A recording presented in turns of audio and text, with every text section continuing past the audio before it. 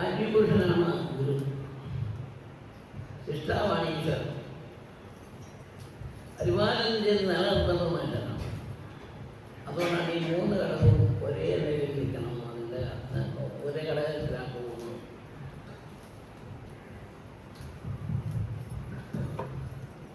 അറിവുകളുണ്ടോ അവിടെ ഗുരുവുണ്ട്, ഗുരുവുണ്ട് അവിടെ ജ്ഞാനമുണ്ടാകും. അതാണ് എൻ്റെ വഴി. ഈ ജ്ഞാനം നമ്മിലാണ്. ഗുരുവിനെ വാഴണം, ശിഷ്ടാവിനെ അറിയണം. ഇത് മൂന്നും കൂടി ചെയ്യുന്നതാണ് അറിവ്, ആചാര, വിശുദ്ധി എന്ന് പറയുന്നത്. ഈ മൂന്ന് ഭാഗവും പലർത്ത് കിടക്കുക, അതിനെ ഒന്നിച്ച് കൊണ്ടുവന്ന് ചേർക്കുമ്പോഴാണ് അറിവ്, ആചാരം, വിശുദ്ധി, ആരാധന എന്ന് പറയുന്നത്. അപ്പോൾ വേണം അവരെ കഴിഞ്ഞു 4 പേർക്ക് അത് വന്നു കഴിഞ്ഞു. അതിനെ നാം ആലോചിച്ച് ചിന്തിച്ച് നോക്കുവാണെങ്കിൽ ഉത്തമമായ ഒരു സന്നിധാനം ഇന്നല്ലാതെ ഇവിടെ ഉണ്ട്. എന്നാലോചിച്ച് നോക്കാം. പക്ഷേ ഇതിൻ്റെ മഹത്വം ആരും അറിയുന്നില്ല, അതറിയാൻ ആഗ്രഹിക്കുന്നില്ല. ആത്മീയം എന്താണെന്നോ അതിൻ്റെ സുഖം എന്താണെന്നോ അറിയണം. അറിഞ്ഞെങ്കിൽ മാത്രമേ ഭഗവാനോടുള്ള ബന്ധം പുലർത്തി മുമ്പോട്ട് പോകുള്ളൂ. നമ്മൾ മാതാപിതാക്കന്മാർ, സഹോദരന്മാരും അതവരുടെ ലോകത്തിലുണ്ട്. അവരിൽ നിന്നൊന്നും നമുക്കിത് കേൾപ്പിക്കാനോ സഹായിക്കുന്നതല്ല. നന്മയിലേക്കുള്ള വഴി ഈശ്വരൻ വഴി തുറക്കണം. ഈശ്വരൻ എവിടെയാണ് വഴി തുറക്കേണ്ടത്? മനുഷ്യ ഹൃദയത്തിലാണ്. ആ മനുഷ്യ ഹൃദയത്തിൽ വഴി തുറക്കുമ്പോൾ അവിടെ അറിവ്, ആചാരവും വിശുദ്ധി ഉണ്ടാവും. അവിടെയാണ് ഗുരുവും താനും ഒന്നായിട്ട് സ്ഥിതി ചെയ്യുന്നത്. ആ സ്ഥാനത്താണ് ആത്മാവെന്ന് പറയുന്നത് വസ്തുത. ഇതിനെ പരിപാലനം ചെയ്ത് മുമ്പോട്ട് നടത്തുവാൻ മനുഷ്യൻ്റെ ശരീരവും ജീവാത്മാവും ആവശ്യമാണ്. കാരണം തിരുവനന്തപുരത്ത് പറഞ്ഞ ഒരു വണ്ടിയെ കയ്യിൽ യാത്ര ചെയ്ത് ഇവിടെ നിർത്തപ്പെട്ടു എന്ന് പറയുന്നത് പോലെ ഒരു വണ്ടി യാത്ര പോലെ ഈ പറയുന്ന വസ്തുക്കളെല്ലാം ഒരു മനുഷ്യൽ അടങ്ങിയിരിക്കുകയാണ്. അപ്പോൾ ഒരു മനുഷ്യൻ്റെ ശരീരം ജീവാത്മാവോടുകൂടി നിലനിൽന്നെങ്കിൽ മാത്രമേ ഉദ്ദേശ ലക്ഷ്യത്താൻ നമുക്ക് എത്തിക്കാനും അവിടെ നിന്ന് പ്രയോജനപ്പെടുത്തിക്കൊണ്ട് മറ്റുള്ളവർക്ക് മാറ്റി കൊടുക്കാനും സാധിക്കത്തുള്ളൂ. അതാണ് ഒരു ഉത്തമമായ ഒരു ജീവിത ശുഭാനാഥമെന്നുള്ളത്. മറ്റു വാഹനങ്ങളിലെല്ലാം കെട്ടുകഥകൾ, പഴയ കഥകളൊക്കെ വായിക്കുന്നതിന് ഫലമില്ല. ഇതങ്ങനെയല്ലല്ലോ. ഇത് പുതിയ നാമം, പുതിയ നിയമമല്ലേ. ഇത് കലിയുമല്ലേ. കലിയുത്തിൽ ഇതുപോലെ വിശ്വസിച്ച് ഏതെങ്കിലും സ്ഥലമുണ്ടോ? ഉണ്ടോ? ഇതുപോലൊരു പുതിയ ശബ്ദം കേൾക്കാൻ എവിടെയെങ്കിലും ഉണ്ടോ? ഈ വർഷം 50ാമത്തെ വർഷമാണ്. ഒരു മഠാധിപതി ആത്മീയമായി പ്രവർത്തിച്ചുകൊണ്ടിരിക്കുന്നത്. മറ്റുള്ള സ്ഥാപനങ്ങളിലെല്ലാം മനുഷ്യനെ തെരഞ്ഞെടുക്കുന്ന മഠാധിപതി വരാം. അതാണ് എൻ്റെ വ്യത്യാസം. അതാണ് വിഷയം. ശരി. ആത്മീയത്തിൽ വന്നിട്ട് 50ാമത്തെ വർഷം പഠിക്കണം. ഇന്നും പകരുന്നതേ ഞാൻ പഠിപ്പിച്ചിരിക്കല്ലേ. അതിന് കുറവൊന്നുമില്ലല്ലോ. ഓരോ മഠാധിപതി ഇരിക്കുകയെന്ന് പറയുന്നത് ഓരോരുത്തർ തിരഞ്ഞെടുത്ത് വയ്ക്കുക, ആ സ്ഥാനത്തേക്ക് വയ്ക്കുക, അല്ലെങ്കിൽ പുരാണ സംബന്ധമായിട്ട് പഠിച്ച് പാസ്സായവരെ അംഗീകരിച്ച് കൊണ്ടിരുന്ന് ബഹുമാനിച്ചിരിക്കുക. ഇതല്ലേ രാജ്യത്ത് മുഴുവനും പള്ളിയിലാണെങ്കിലും അമ്പലങ്ങളാണ് ഇന്ത്യയിൽ നാട്ടിൻപുറത്ത് കാണുന്നത്. അങ്ങനെയല്ല. ഇതങ്ങനെയല്ലല്ലോ. ഇങ്ങനെ എണ്ണി പറയാൻ ഇത്ര വർഷം നിൽക്കുന്ന ഒരു സ്വാമി ഉണ്ടെന്നുള്ളത് ലോകം വന്നറിയാൻ ആഗ്രഹിച്ചിരിക്കുകയാണ്.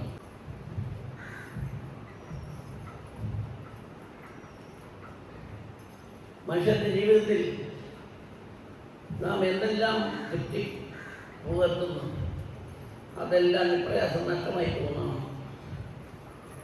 മനുഷ്യ ജീവിതത്തിൽ മനുഷ്യൻ അറിഞ്ഞ് ജീവിക്കേണ്ടത് ആത്മസുഖമാണ്. കൊട്ടാരത്തിൽ കിടന്നിരുന്നാലും കൊട്ടിൽ കിടന്നിരുന്നാലും ആത്മസുഖമില്ലെങ്കിൽ ജീവിതം ധന്യമല്ല. അപ്പോൾ ആത്മസുഖം ഉണ്ടെങ്കിൽ മാത്രമേ കൊട്ടാരത്തിൽ കിടന്നാലും സുഖം ഉണ്ടാകും, ഉറങ്ങാൻ സാധിക്കത്തുള്ളൂ. തോന്നുന്നു. അല്ലെങ്കിൽ എത്ര ദുഃഖമായിരിക്കും. അപ്പോൾ കൊട്ടിൽ കിടന്നാലും കൊട്ടാരത്തിൽ കിടന്നിരുന്നാലും ആത്മസുഖം ഉണ്ടെങ്കിൽ മാത്രമേ ഈ രണ്ട് ജീവിതത്തിൽ സുഖം വരുള്ളൂ. കുടിൽ കൊട്ടാരമാകും, കൊട്ടാരം കുടിലാകും. അത് ഈ ലോകത്തിൽ കാണുന്നതല്ലേ, അല്ലയോ?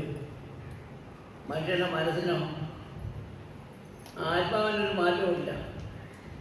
മനുഷ്യൻ ഏത് പ്രകാരത്തിൽ പ്രവർത്തിച്ചു പോയിരുന്നാലും അവനിൽ അടങ്ങിയിരിക്കുന്ന ആത്മാവിന് യാതൊരു മാറ്റമില്ലാത്തതാണ്. പളുങ്കുമുത്ത് പോലെ തിളങ്ങി പ്രകാശിച്ചിരിക്കുന്ന ഒരു വസ്തുവാണെന്നതോ പ്രത്യേകിച്ച് മനസ്സിലാക്കിയ കാര്യങ്ങളില്ല. അവരവരിൽ തന്നെ അവരിന്ന് പരിശോധിച്ച് നോക്കിയാൽ ബോധ്യമാകും. ഈ ചരിത്രത്തിൽ കണ്ട ഭേദമല്ലത്, കഥയല്ല. അവനവൻ്റെ അനുഭവമാകുന്ന കഥയാണ്, അനുഭവമാക്കി എടുക്കേണ്ട കഥകളാണ് പറയുന്നത്. അതിനെ നാം മാനിക്കണം, അതിനെ നാം കൊണ്ടാടണം. അപ്പോൾ ഇതിന് ഉൽപ്പത്തിയും വിൽപ്പത്തിയും രണ്ട് ഭാഗമുണ്ട്. ഇതിൻ്റെ ഉൽപ്പത്തിക്ക് കാരണം ആരാണ്? അതിനെ നാം നന്നായി ചിന്തിക്കണം. ഉൽപ്പത്തി പുരുഷനാരാണ്? ആദ്യം ഇരുന്ന വസ്തു എന്താണ്? ഈ ആലോകം എന്താണ്? ഈ ലോകം എന്താണ്? ആലോകത്തിൽ ഇപ്പം പോയിക്കൊണ്ടിരിക്കില്ല. ഒരു പാറക്കഷ്ണമാണെന്നല്ലേ അവർ പറയുന്നത്. അവിടെ സ്വർഗം എങ്ങനെ പാറക്കഷ്ണമാകുന്നു? അപ്പം സ്വർഗം എവിടെയാണെന്നെങ്കിൽ നാം തന്നെ ഇവിടെ ചിന്തിച്ച് നോക്കണം. ഈ സ്വർഗം എവിടെയാണ്? സ്വർഗം ഒരു മനുഷ്യൻ്റെ ഹൃദയമാണ്. സ്വർഗം അതാണ്. പരന്മാർ കൂടുന്നവരാണ് പരലോകം എന്ന് പറയാൻ കാരണം. പരന്മാർ ഏകോപിക്കുന്ന സ്ഥലമാണ് പരലോകം. അതാണ് സന്നിധാനം. ശരിയില്ലേ? പലരും കൂടുന്ന പരലോകം. അതാണ് ക്ഷേത്രവും പള്ളി അമ്പലം എന്ന് പറയുന്ന സന്നിധാനം. ഇതിലേക്ക് നമ്മൾ മനസ്സിലാക്കിയാൽ യഥാർത്ഥത്തിലേക്ക് മാത്രം നാം ആഗ്രഹിക്കും. ആ യഥാർത്ഥ വസ്തുവിനെ നമുക്ക് നമ്മിൽ തന്നെ കാണുമെന്ന് നാം ആഗ്രഹിക്കുന്നു. അങ്ങനെ അതിനാണ് ആർത്തി വരുന്നതിനുള്ളതിൽ ഉള്ളവനെ കാണുവാൻ ആർത്തി വരുമെന്ന് സർവേശ്വര ആനന്ദം എന്നിൽ വകുപ്പിക്കണം. എത്ര മഹത്വമായ വരികളാണതല്ല. നാമായി നമ്മിലായി ഈശ്വര വാഴ്ചയുണ്ട്. ആ വാഴ്ചയാണ് കാണപ്പെട്ടതും കാണപ്പെടാത്തതുമായ ലോകം. മഞ്ചരിയിൽ അറിയുന്നില്ല, അത് കാണപ്പെടാത്ത ലോകം. അതിൻ്റെ ഉള്ളിൽ സ്ഥിതി ചെയ്യുന്ന ആത്മാവ് കാണുന്നു, അതാണ് കാണപ്പെട്ട ലോകം. അത് മറക്കരുത്. ആ ലോകം ഈ ലോകം അങ്ങനെയാണ് കാണുന്നത്. കാണപ്പെടാത്തത് കാണപ്പെടുന്നത്, കാണപ്പെടാതെ ശരീരമാകുന്നു. ഈശ്വരനെ കാണാതിരിക്കുന്ന ആത്മാവ് കാണുന്നു. അപ്പോൾ കാണപ്പെട്ടതും കാണപ്പെടാത്തതും ഒരു മനുഷ്യരിൽ തന്നെ അടങ്ങിയിരിക്കുന്ന ഒരു വസ്തുതയാണെന്ന് നാം അറിയുന്നെങ്കിൽ അവിടെ ആ ലോകം കാണപ്പെടാത്ത ലോകത്തെ കാണിക്കുന്ന നമുക്ക് എല്ലാവരും ആർക്കും വേണ്ടിയിട്ട് അങ്ങോട്ട് പോകാൻ ഓടേണ്ട വല്ല കാര്യമുണ്ടോ? ഉണ്ടോ? പോകേണ്ട കാര്യമില്ല. കുടുംബജീവിതം പരിശുദ്ധമായിരിക്കണം. പരിപാലനത്തിൽ ഒരു മുമ്പോട്ട് ജീവിക്കുമ്പോൾ ഈ പൊട്ടുകടങ്ങളിൽ നിന്നും നമ്മൾ പോയി പകർക്കേണ്ട ഒരു കാര്യങ്ങളുമില്ല. ഗൃഹസ്ഥാശ്രമം ഈശ്വരനെ അറിയാനുള്ളത് ഒരു ക്ഷേത്രമാണ്. ആ ഗൃഹസ്ഥാശ്രമത്തിൽ എന്ന് വെച്ച് പഠിക്കണം ഈശ്വരനെ കാണാൻ. കാരണം അവിടെ ഭവിക്കുന്നതിനുള്ള ദുഃഖവും പ്രയാസവും വേറെ സ്ഥലത്ത് പോയിരുന്നാലില്ല. അപ്പം അവിടെ വെച്ചാണ് ദൈവത്തെ നാം നന്നായി അറിയേണ്ടത്. വിശപ്പുള്ളവന്, നല്ലൊരു വിശപ്പുള്ളവനെ കാടിവെള്ളത്തിൻ്റെ രുചി അറിയുന്നതെന്ന് പറഞ്ഞു പറഞ്ഞു. ദുരിതവും ദുഃഖവും ഉണ്ടെന്ന് മാത്രമാണ് ദൈവത്തെ പിടിക്കുന്നത്. ഇത് നാം നന്നായിരിക്കുകയാണെങ്കിൽ ഒരു നിമിഷം പോലും മനുഷ്യൻ്റെ ജീവിതം പാഴാക്കാൻ ആരും തുനിയത്തില്ല. മനുഷ്യ ജീവിതത്തിൽ ഗുണങ്ങൾ ഭവിച്ചുകൊണ്ടേയിരിക്കുന്നു. പക്ഷേ അവൻ അറിയുന്നില്ല, ഈശ്വരൻ അറിയുന്നു. ഈശ്വരൻ അറിയുന്നു, ഗുരു അറിയിക്കുന്നു, മനുഷ്യൻ അറിയുന്നില്ല. കണ്ടോ? മനുഷ്യനും ഗുരുവും ഈശ്വരനായിട്ടുള്ള ബന്ധമാണ് ഈ പറയുന്നത്. അതിനാൽ ശാശ്വതമായ ബന്ധത്തിലേക്ക് മനസ്സിലെത്തിച്ചേരുമ്പോൾ ദുഷ്ടശക്തികളൊന്നും നാം വിലടുക്കുന്നില്ല. ആരും മന്ത്രവാദികൾ ചെയ്താലും ഒരു ഫലവുമില്ല. മന്ത്രവാദമൊന്നും ആരും പിന്നിട്ട് കയ്യിൽ കേട്ട ഭയക്കേണ്ട കാര്യങ്ങളൊന്നുമില്ല.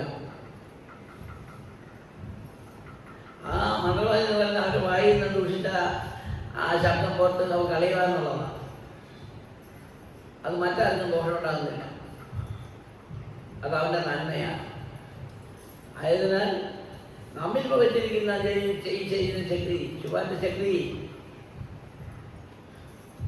അവിടെ ഒരു ആരുടെയും ദുഷ്ടചിന്തകളൊന്നും അവിടെ കടന്നുകൂടത്തില്ല. അതിനെ ഞാൻ തരണം ചെയ്ത് ദൃഢമാക്കും. അതാണ് ജ്ഞാനാക്കിൽ ഓപിച്ച് കളിക എന്ന് പറയുന്നത്. കലിയുഗത്തിൽ ഭഗവാൻ ജ്ഞാനാക്കിൽ ഓപിച്ചു. ജ്ഞാനമാകുന്ന വാളാൽ അന്ധകാരത്തെ അകറ്റുന്നു. ഉണ്ടോ? കലിയുഗനായ ഭഗവാൻ കൽക്കൈ അവതരിച്ച് ജ്ഞാനാഗ്നിയെ ഓപിക്കുന്നു.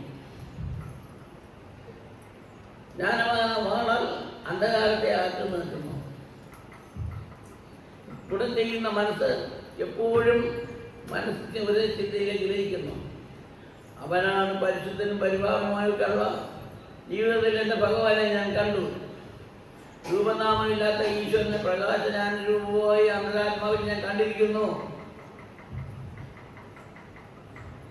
അതെൻ്റെ അന്തരാത്മാവ് ശരികൊണ്ടിരിക്കുന്നു. അതാണ് എൻ്റെ ദൈവം. അല്ലാതെ ഈ രൂപപ്പെട്ട് മറ്റുള്ള ക്ഷേത്രങ്ങൾ അവിടെയൊക്കെ ഉള്ളതായ ദൈവങ്ങളെ പുറമേ കാണുന്ന ദൈവങ്ങളൊന്നും ദൈവങ്ങളല്ല. ഇവിടെ ഒരു കീർത്തനം പാടിയിട്ടുണ്ടെങ്കിൽ ഓർമ്മയുണ്ടല്ലോ, കല്ലുകൊണ്ടും മണ്ണി ദൈവം, മണ്ണുകൊണ്ടും കണ്ണനുണ്ട്, മണിവർദ്ധന കണ്ണു, കല്ലുകൊണ്ടും മണ്ണുകൊണ്ടും ഉണ്ട്. പക്ഷെ ഇതെല്ലാം ഉണ്ടെങ്കിൽ തന്നെയും സ്വന്തം ഹൃദയത്തിൽ പാടുന്ന കണ്ണൻ ഏതെന്നാണ് ചോദിച്ചത്. ആ കണ്ണൻ്റെ കാര്യം ഇപ്പം പറഞ്ഞ ആനക്കണ്ണൻ, അവന്റെയാണ് ജ്ഞാനായുധം.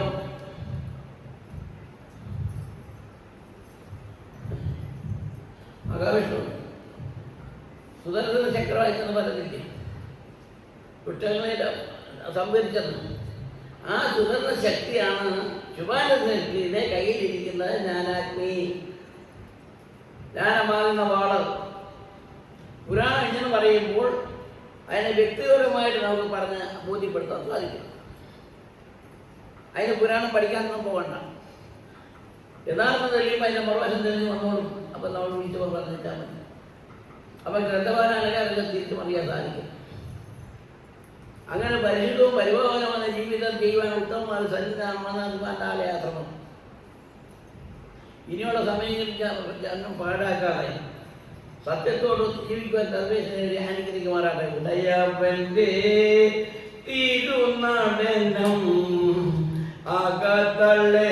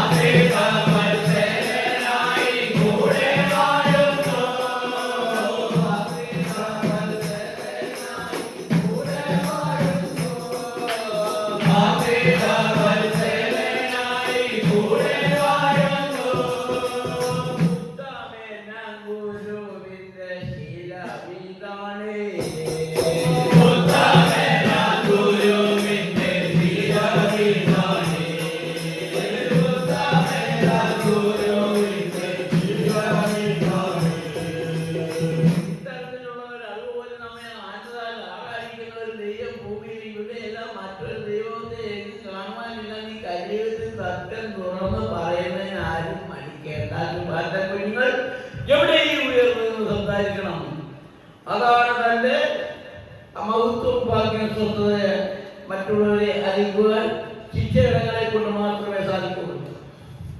അതിനാണ് ശിക്ഷരെ താൻ തലോടി ഉരുകി കാലുന്നിപ്പിച്ച് അരിമ സന്താനങ്ങളായി ഉടനെടുത്ത് വളർത്തി അന്നവും ഭക്ഷണവും കൊടുത്ത് മരുന്നും കൊടുത്ത് വേണ്ടുന്ന ശുശ്രൂഷയൊക്കെ ചെയ്തുകൊണ്ടിരിക്കുന്നത് ഗുരു ചുമ്മാതല്ല. ആരെങ്കിൽ പതിവായി തീറ്റ് കൊടുക്കുന്ന ഒരാളിനോട് മറ്റുള്ളവർക്ക് അവരടുക്കാൻ ഭയമാണെങ്കിലും ആ ആളിന് ധൈര്യം കണ്ടെടുക്കാം. അവരോടുള്ള സ്നേഹം, പരസ്പര ആത്മബന്ധം, അതാണ് മനുഷ്യബന്ധം. അത് ആനയിൽ നിന്ന് മൃഗത്തിൽ നിന്ന് നാം കണ്ടുപിടിക്കണം. അത്രയും സ്നേഹം മനുഷ്യനുണ്ടോ ഈ കാര്യത്തിൽ? എന്നാലോചിച്ച് നോക്കാൻ. മനുഷ്യ സ്നേഹം വൻപിച്ച സ്നേഹമാണ്. ഭൂമിയിൽ ആർക്കും അത് എഴുതി കാണിക്കാനൊക്കത്തില്ല. അവനായി തന്നെ ഉണ്ടാകുന്ന സ്നേഹം, അതിന് അധിക സ്നേഹം ഉണ്ടോ? ലോകത്തിലേക്കും അതീതമായി നിൽക്കുന്ന ആത്മസ്നേഹം അതിരസമാണ്. ആ സ്നേഹമാണ് ഏവരിലും വളരേണ്ടത്. ആ സ്നേഹം നമ്മിലായിരുന്നാൽ ഏത് സ്നേഹത്തിലും ചെറിയ പറയുന്ന ഒരു കുഴപ്പവും ഉണ്ടാകുന്നില്ല. ആ ഉടമസ്ഥന്റെ അധികാരം പുറത്ത് പറയേണ്ടത് മനുഷ്യനാണ്. അതാണ് മനുഷ്യ ശിഷ്യരാണ്. ആ ശിഷ്യഗണങ്ങൾ ഒത്തുചേർന്നു ഭജിക്കണം, ഗുരുനാമം സ്തുതിക്കണം. ഒത്തുചേർന്നു ഭജിക്കണം, ഗുരുനാമം സ്തുതിക്കണം. ഒത്തുചേർന്നു ഭജിക്കണം, ഗുരുനാമം സ്തുതിക്കണം. ഒത്തുചേർന്നു ഭജിക്കണം, ഗുരുനാമം സ്തുതിക്കണം. അനുദിനം സ്തുതിയിൽ മനല്ലയിക്കണം. അനുദിനം സ്തുതിയിൽ മനല്ലയിക്കണം. അനുദിനം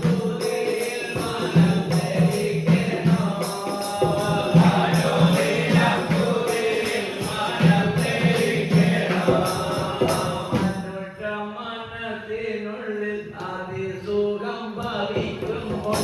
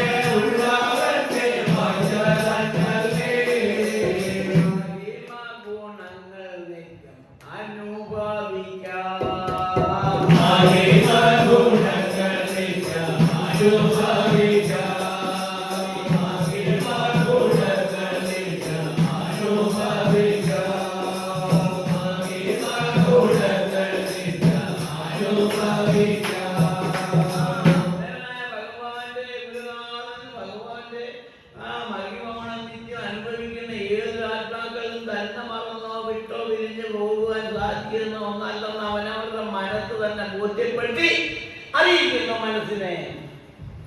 അതാണ് മഹിമഗുണം, അതാണ് തത്വഗുണം. അതാണ് തത്വഗുണം. 10 ഗുണം എന്ന് പറയുന്നത് 10 അവതാരത്തിന്റെ വാഴ്ച തന്നോട് ചേർന്ന് ജയിച്ചു നിൽക്കുന്നു. പ്രകൃതി മുഴുവനായിരിക്കുന്ന ഭഗവാൻ പ്രകൃതിയെ പോലും നിയന്ത്രിച്ച് കർമ്മം ചെയ്തു പോകുന്ന ഉത്തമമായ സന്നിധാനമാണ്. ഇത് കേൾക്കുമ്പോൾ ആശ്ചര്യമാണെന്നും മറ്റൊന്നും തന്നെ ചിന്തിക്കേണ്ട കാര്യങ്ങളില്ല. എന്നാൽ നമുക്കൊന്ന് പോവുക തന്നെ, പോയി ബോധ്യപ്പെടുക തന്നെ. അതിൽ നമുക്ക് 4 പറയണം എന്നുള്ള ധൈര്യത്തോടുകൂടി വരൂ. അപ്പോഴറിയാം ജുബാനിന്റെ മഹിമോണ എന്താണ്. ആരെന്നറിയാത്ത മാനുടെ തോക്കെയും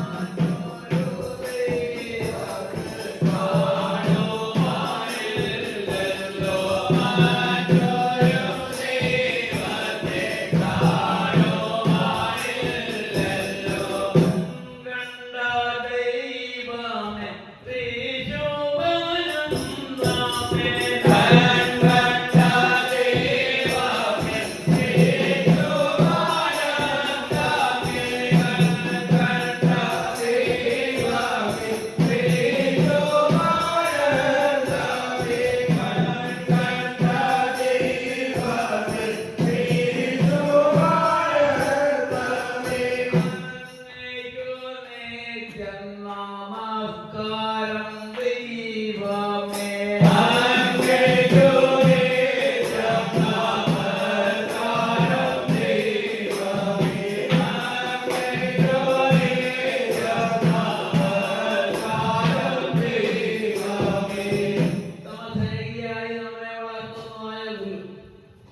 ഇതുപോലെ ഭൂമിയിലെങ്ങും കാണാൻ സാധിക്കുന്നില്ല. കാരണം നേരിൽ കണ്ട് നമ്മെ വളർത്തുന്നു, നേരിൽ കണ്ട് നമ്മെ ഉപദേശിക്കുന്നു, നേരായ മാർഗം നമുക്ക് നൽകി തരുന്നു. വേണ്ടുന്ന കാര്യങ്ങളെല്ലാം നൽകി പിൽക്കാലത്ത് കാത്തുസൂക്ഷിച്ച് ഓമന സന്താനങ്ങളെ സ്വന്തം മക്കളായി കരുതി ജീവിക്കുന്ന പുലർത്തുന്ന ഒരു ഈശ്വരനായ ഒരു ചൈതന്യ ശക്തിയുള്ള ഒരു ഗുരു ഈ ലോകത്തിൽ ഇവിടെ അല്ലാതെ ശുഭാചരനല്ലാതെ മറ്റാരെയും കഴിയിൽ കാണാൻ കഴിയുന്നില്ല. വേണ്ടുന്ന കാര്യങ്ങളെല്ലാം ഉപദേശിച്ചു കൊടുത്ത് അവരെ സന്മാർഗത്തിലേക്ക് നയിക്കാനുള്ള വഴി തെളിച്ചു കൊടുത്ത് രാജ്യമ്പകലും ആത്മീയ ചിന്ത വർദ്ധിക്കുന്നതിന് വേണ്ടി പരലോകനാഥനായിരിക്കുന്ന പരമാത്മാവിൽ ദുരേ ചെയ്ത ജ്ഞാനം ആവുന്ന കീർത്തനം ബോധിക്കൊടുത്ത് അവരെ സന്മാർഗത്തിലേക്ക് നയിപ്പിക്കുന്ന ഗുരുവിനെ എത്ര കണ്ട് വർണ്ണിച്ചിരുന്നാലും, എത്ര കണ്ട് നടത്തിയിരുന്നാലും, എത്ര കണ്ട് സൂക്ഷിച്ചിരുന്നാലും, ആയിരം നമസ്കാരങ്ങൾ കൊടുത്തിരുന്നാലും അത് വരുന്നതല്ല. കിട്ടിയതായ ഒരു കാര്യയും ഇതിനകത്തില്ല. നേരിലുള്ള കാര്യങ്ങൾ മാത്രമേ പറയാവുള്ളൂ. അതാണ് ശുഭാനന്ദന്റെ മഹത്വം. അതിനെ ആക്ഷേപിച്ച ദുഷ്ടാര് പറയുന്നുണ്ടോ? അതിനുള്ള ചിട്ടയാണ് പിന്നെ പറയുന്നു വരുന്നത്. പറയുമ്പോൾ കുഴപ്പമില്ല, അല്പം കഴിയുമ്പോഴാണ് അതിൻ്റെ ഫലം കൊടുക്കുന്നത്. അതാണ് ദൈവത്തിൻ്റെ സ്ഥിതി, അതാണ് ഭഗവാന്റെ കൽപ്പന. അപ്പൊ കൽപ്പനയ്ക്കൊട്ട് നാം ജീവിച്ചാൽ 7 തലമുറ വരെ പരമ്പരകളായ ബന്ധങ്ങൾ ആനന്ദതാരത്തിലാണ്. ദൈവത്തെ വിട്ടു ആരും വലിയ പോരുതെന്നാണ് പറയുന്നത്. ദൈവം മനുഷ്യന് ഹൃദയത്തിലുള്ളതാണ്. അവിടെ ജാതിയോ മതമൊന്നുമില്ല. ആര് നന്മയിലെത്തുന്നു തന്നെ അറിയുന്നു, ആ ഹൃദയങ്ങളിൽ ഇല്ല ഈശ്വരനുണ്ട്. അപ്പൊ ഈശ്വരനില്ലാത്ത ഭേദം മനുഷ്യൻ കാണിച്ചിരുന്നാൽ ശാശ്വതവും നിത്യവും നിലനിൽപ്പുണ്ടാകും? ഒരിക്കലും ഇല്ല. മുൻചെല്ലുകൊണ്ടിരുന്ന വൃന്ദൻ ആക്ഷേപിക്കുകയും ദുഷിക്കുകയും കഷ്ടപ്പെടുകയും ചെയ്താൽ അതിൻ്റെ സന്താനങ്ങൾ ഇന്ന് ലോകത്തിൽ എത്രമാത്രം കഷ്ടപ്പെട്ട് ജീവിക്കുന്നുണ്ട്.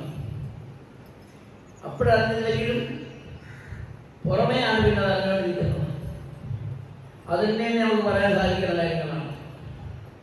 അപ്പം എവിടെ നാം ഈശ്വരനെ കേൾക്കുന്നോ അവിടെ വഴങ്ങിയിരിക്കണം. എൻ്റെ ഭഗവാൻ കുട്ടമ്പയിലാണ്, എൻ്റെ ശുഭാനാണ്, ചെറുപോലാണ്, എൻ്റെ കൊട്ടാരകാരാണ് എന്ന് വിചാരിക്കരുത്. ദൈവനാമം എവിടെ കേൾക്കുന്നുണ്ടോ അവിടെ കുമ്പിടണം. അതാണ് ഗുരുവിൻ്റെ കൽപ്പന. ആരും അന്യമല്ല. ദൈവീയമാകുന്ന ജീവിതം ശുഭമാണ്, ശുഭാനന്ദമാണ്. അതാണ് ശുഭാനന്ദൻ. കരുവിത്ത് ശുഭാനന്ദന് പേര് വരല്ല. ശുഭം ആനന്ദം, പിന്നെ അല്പം ഒന്നുമില്ല. ആ ശുഭം ആനന്ദത്തിലേക്ക് ഒരു ചിന്തിച്ച് നോക്കുകയാണെങ്കിൽ എത്രയോ ആഴം കടന്നാണ് ശുഭാനന്ദൻ കരുവിത്തിൽ വന്നിരിക്കുന്നത്. ഓരോരോ ശരീരങ്ങളും എടുത്ത് മാറി മാറി മാറി മാറി കാലം കലിയുഗത്തിൽ പറയുന്ന സമയം എന്ന പേരോടുകൂടി വന്ന് അവതരിച്ച് കൽക്കിയായി. അതുകൊണ്ട് അത് നാം എന്താ ചിന്തിക്കേണ്ടത്? ആ പറയുന്ന സ്വാമിയാണ് ഈ പറയുന്ന സ്വാമി. പരലോകം പറയുന്ന സ്വാമിയാണ് പരമാത്മാവാണ്. അതുകൊണ്ട് പരിഹാസങ്ങളോ ദുഷികളോ അരുത്. കഴിവിട്ട് നമുക്ക് കിട്ടേണ്ട സമ്പത്താണ് ഈ വാരി വിതരുന്നത്. ഈ ശബ്ദം ലോകത്തെ പ്രകൃതി ലയിച്ച് നിൽക്കുകയാണ്. ആ പ്രകൃതിയിൽ ലയിച്ചിരിക്കുന്ന ശബ്ദമായതുകൊണ്ട് അത് അനിത്യമല്ല. അതുകൊണ്ട് ശുഭാനന്ദനാമ എവിടെ നിയോഗിച്ചിരുന്നാലും ആ പ്രകൃതി ഉണ്ടെന്ന് അവരിലേക്ക് പ്രവേശനം ചെയ്യും. ആ പ്രകൃതി ഉണ്ടെന്ന് അതിൽ പ്രവേശനം ചെയ്യുമ്പോൾ അവിടെ ഉണ്ടാകുന്ന ആ സുഖം, ഞാൻ എൻ്റെ ഗുരുവിനെ പറഞ്ഞു കേട്ടതേ ഉള്ളൂ, ഞാൻ ഗമിച്ചു, എനിക്ക് അനുഭവപ്പെട്ടെന്ന് വിളിച്ചു പറയാം. അപ്പോൾ അങ്ങനെ പറയണമെങ്കിൽ ഇതെന്തായിരിക്കണം? നമ്മിൽ എന്തുണ്ടായിരിക്കണം? അനിത്യമായ ഒന്നും തന്നെ മനസ്സിൽ ഭവിച്ചുകൂടാം. സത്യവും നീതിയും ധർമ്മം നമ്മിലുണ്ടായിരിക്കണം. ആത്മീയത്തിൻ്റെ വളർച്ചയാണ്. ഒരു ചെടി നട്ട് അതിന് വളമിടുന്നില്ല, അമ്മോണിയ ജോലിയൊക്കെ എന്ന് പറയുന്നതല്ല. സത്യവും ധർമ്മവും നീതിയാണ് ഭഗവാന്റെ വളം കൊടുക്കണം. ഭഗവാൻ എന്ന് പറയുന്ന കൽപ്പവൃക്ഷത്തിന് വളം കൊടുക്കണം. അപ്പൊ ഈ സത്യധർമ്മം വളം പുഷ്ടിപ്പെടുന്ന ഒന്നാണ്. ആ പുഷ്ടിപ്പെടുന്ന സത്യമാണ് ഈശ്വരൻ. അതിന് തലയ്ക്ക് വരുന്നതെല്ലാം ഫലവത്താണ്. അത് മനുഷ്യന് ഉപയോഗിക്കാനുള്ളതാണ്. അതുകൊണ്ട് നാം എന്താണ് ചെയ്യേണ്ടത്?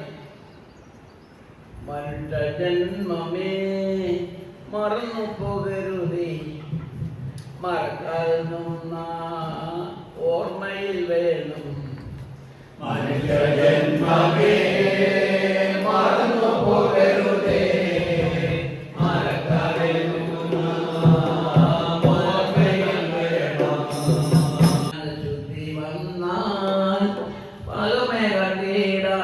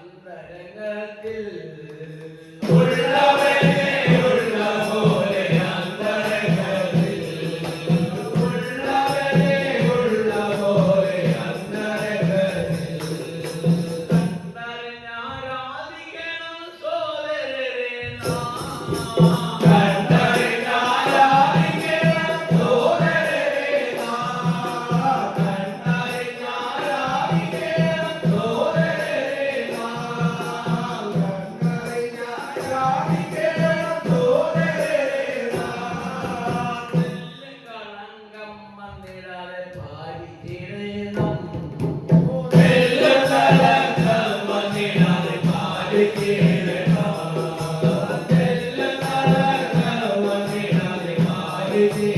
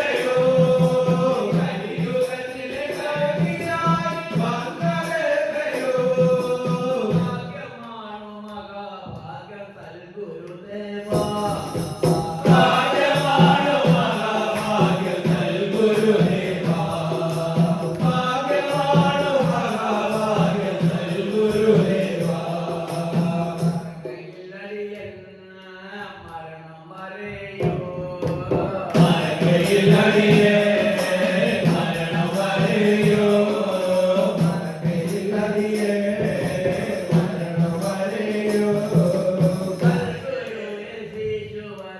ആത്മനാഥനെ കൽഗുരുവേ ശ്രീസുഭാനന്ദാത്മനാഥനേ കൽഗുരുവേ ശ്രീസുഭാനന്ദാത്മനാഥനേ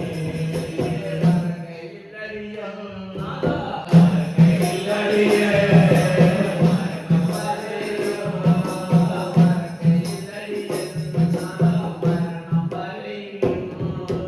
മറക്കയില്ലടിയേ മരണം വരെയോ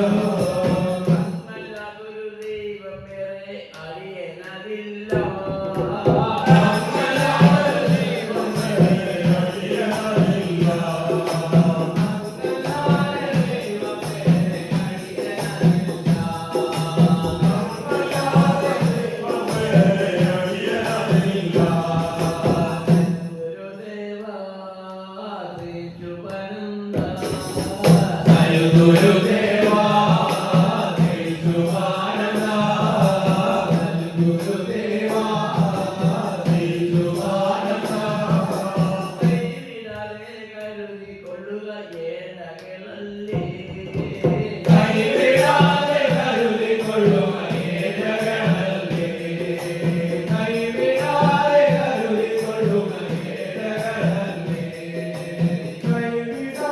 കരുതിക്കൊള്ളുക ഏഴകളല്ലേ പ്രാർത്ഥന കേൾക്കണേ നൽഗുരുദേവാ പ്രാർത്ഥന കേൾക്കണേ നൽഗുരുദേവാ പ്രാർത്ഥന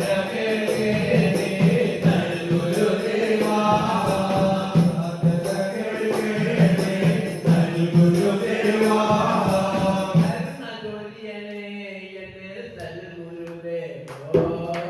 കരുണ ചൊരിയണേ നൽഗുരുദേവാ കരുണ ചൊരിയണേ നൽഗുരുദേവാ നിത്യവും അമ്മയുടെ കൂടെ നിലനിന്ന് സ്ഥാപനം മനോടുയർത്തി അതെല്ലാം ആരാധിക്കുവാൻ തലമുറ ആരാധിക്കുവാൻ സർവീശൻ ഈ സദസ്സിൽ ഉന്നതനായി നിന്നുകൊണ്ട് പ്രവർത്തിച്ച് അങ്ങേറ്റ വിജയപ്രദം ചെയ്യുവാൻ കാണുകയും പ്രാർത്ഥിച്ചുകൊണ്ട് ഇന്നത്തെ യോഗം സമാപിക്കുന്നു. സർവീശൻ ദേവിയുടെയും ശക്തിക്ക് വളരണമാണ് സത്യത്തിലായിരിക്കുന്ന മാത്രമേ ജീവനോടും ഇതുകൊണ്ടിരിക്കുന്ന കുട്ടികളെ ജോലി കഴിഞ്ഞാൽ കണ്ടത് അവിടെ എല്ലാതിൻ്റെ കർമ്മങ്ങളും രൂപപ്പെടുത്തുന്ന വാശിയും വീട്ടിൽ കരുതിക്കാൻ പ്രാർത്ഥിക്കാൻ കർമ്മമായിട്ട് കുടുംബത്തെ വീടെടുത്ത് രക്ഷിച്ചതിലേക്ക് നന്മയിലേക്കുന്ന അനവധി ആത്മാർക്ക് ആദ്യം വന്നു വിവാഹ ആർപ്പിച്ചു പിന്നെ വാഴ്ത്തുവാൻ പ്രവേശനങ്ങൾ പോകാനാണ് താഴ്വീങ്ങനെ അതായത് സമാപിക്കുന്നു പ്രവേശ ദേവി അനുഗ്രഹിക്കുന്നു.